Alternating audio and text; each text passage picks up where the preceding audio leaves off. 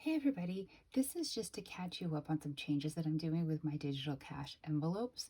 So my biggest struggle with these cash envelopes is the fact that they're not actually cash anymore. I am putting the money that I'm contributing to each of my different categories onto a prepaid MasterCard, and then I'm using that when I'm making my purchases at places. Um, yeah, so like that's sort of like the gist of how I've been doing them. And I do like not carrying cash because it's kind of tidier. I'm not having to like fumble with coins or anything. I've adapted to it in a lot of ways, but where my struggle is for tracking the spending, because while I can see a real-time update on the app for that card, how much is left, like what my balance is and everything, it's not showing clearly. I mean, obviously, like it's not going to be showing the balance for each of the different categories. It's just giving me an overall balance. And I really like being able to track the spending within each category and then knowing exactly how much I have left in each of them. So if I spend $25 on something for Striker, that's my cat, I want to know that I have $25 left in his cash envelope. And if I go over with my groceries and so I spent $70, well, then where's that extra $10 coming from? Because clearly I'm having to pull it from somewhere to cover it, but I want to be able to track it. So when I tracked everything as actual cash and I um, had them in paper envelopes, I would write on the envelope every time I made a purchase, like what I purchased and the date. And then if it went into the negative and it was a category, um, well, I mean, I had to track all of it, right? But so if I had gone into the negative, say with groceries, but had actually made the purchases, then I would mark down that, I took $10 out of the takeout category. So I would write that down on the takeout envelope that $10 had been moved over to groceries to cover the difference. So then I knew that in takeout I only had $40 left, and that I would modify my spending for that category to make sure I didn't go over that one as well. So because all the money is just in a lump sum on one card, it doesn't differentiate when I'm looking at the app for tracking how much is in each category, which means that if I went over in a category, I didn't necessarily have good tracking of it, because the way I was tracking it in some little notebook was not working and I wasn't able to keep up with it, and it became really messy and it was just all getting messed up. And so I've had a couple times where the balance on my prepaid MasterCard was way lower than what it was supposed to be based on what I had remembered, So I'd be like, I hadn't made any purchases for, say, Striker. And I knew that I had stayed home an extra days, so I should have had money left over in the work parking category, and I hadn't had to get gas, so I hadn't spent gas, for instance. And like maybe we skipped step class, so I should have like in those categories, I should have had money still sitting on the card, but the balance that was on the card didn't reflect that. So clearly I had gone over in other categories and by default had taken money from the ones I hadn't spent from to cover for them, but I didn't have any way to track exactly how much had been shifted from one category to another and to track it. And it was causing me stress. And so stress at the point that when I was doing this week's budget, I was actually thinking, I know that the places that I buy things for Striker accept cash still. So I was going to pull his money out as cash, an actual do cash purchases for him. And then I was even thinking, I know that work parking, the parkade place, like they will take cash as well. So I'm like, maybe I go back to cash for that, so that certain ones I couldn't accidentally mess up on. Because if I have a category, say, I'm just going to keep using Striker for an example, $50 has gone into his envelope. If I only spend 25 of it for whatever reason in this pay period, then that extra 20, or not extra, but that leftover 25, I want that to stay in his category so that it just sort of keeps building in his envelope. And then if I have a day where I need to buy him a new litter box or just a bigger expense for something, like he's killing his scratching post, I'm gonna have to buy him a new one soon. I don't have to pull that money out of like miscellaneous or put it onto a credit card, because I've been slowly building in his envelope a savings for him specifically. And the same with gas. Like if I only put in $40 worth of gas, then I want that extra $10 to stay in the cash envelope for gas, so that when I do a road trip, I've already got some money kind of saved up that I can put towards it without it having to come out of somewhere else in my budget. But because of the way I was tracking and because everything is digital, it just wasn't working that way. And categories that should have had a bigger balance sitting in them didn't have that bigger balance. So my mother came up with this idea, because I like doing things on paper and books and I get to put some little stickers in and stuff. So she thought, why don't I just do it create columns over the space of 2 pages. And what I'm going to do is whenever I purchase something, so I'm trying to think, what will I be purchasing next? I mean, I don't know because I never know what the week is going to come to, but I hopefully am picking up my car on Friday from the repair shop. I need gas. When I took it in, it only had a quarter of a tank, and I don't like letting it be that low. So say I don't do any purchases until Friday. That's going to be what, 3, 4, 5, 6, the 7th. I think that'll be like the 7th.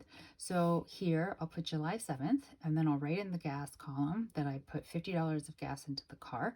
And then underneath I'll put a subtotal for how that, now that there's a zero balance remaining. And then for here, for the overall balance, I'll also put like a -50 and a new subtotal. And then anytime I make any kind of a purchase, that's what I'm going to do.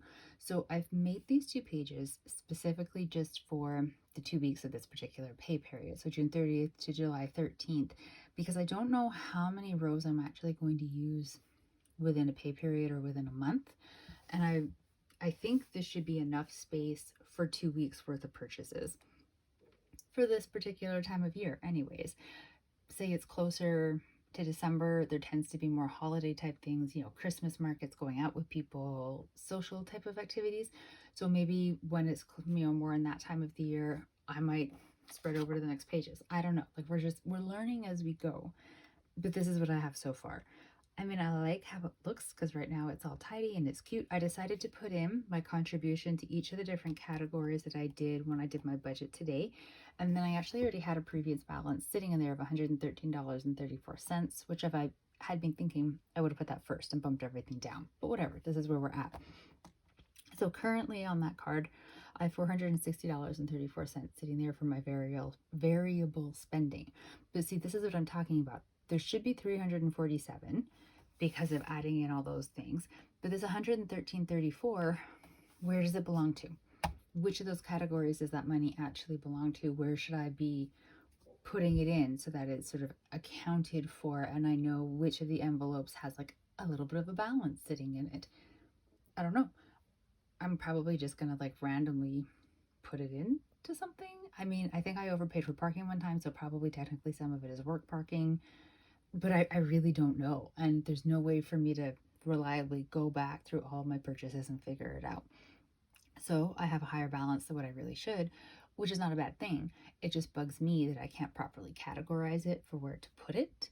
Yeah, but this is what I was gonna say I have come up with. I did not. This is what my mother came up with, and I did because I like the sound of it. And then I just wanted to make it cute, so I used pretty colors, and I had the cat stickers. It's actually it's a Harry Potter notebook that a friend gave me. I like Harry Potter. I know there's like drama around that, but I like Harry Potter. I have very fond memories of those movies, and I'm Slytherin, so there you go. Take away from that what you will. But yeah, so she buys me Harry Potter stuff whenever she goes over to Ireland because there's a shop over there that sells it, and so she brings me back the most random things, and this notebook was one of them. And I had no idea what I was going to use it for, but I wanted it to be something good that I would actually get all the way to the end and not just waste an awesome Harry Potter notebook. So there we go. I am taking something that's kind of childish and putting it to work for something very grown up. It's the best of both, I think. Hopefully it works. I will keep you up to date with this and the tracking. Every time I sit down to do a budgeting video, I will show you what this is looking like, how much it's been updated, if I've kept up with it, just all of that. I wanted to carry it around with me to be filling it in real time whenever I make a purchase, but I also want to be able to fill it in with fun colored pens, and I'm not a person to be carrying around a whole bunch of fun colored pens.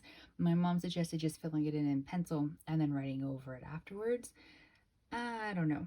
The app for my prepaid MasterCard where this money is sitting, it tracks it in real time and it gives me receipts for everything. Receipts. Like it just tracks with a lot of detail on the card. So I can just pull it up at the end of the day and see the exact amount that I spent at like the coffee shop or, like whatever. So I think I'm just going to try to make it part of my routine. Like I'm going to leave it out and nice and easily accessible.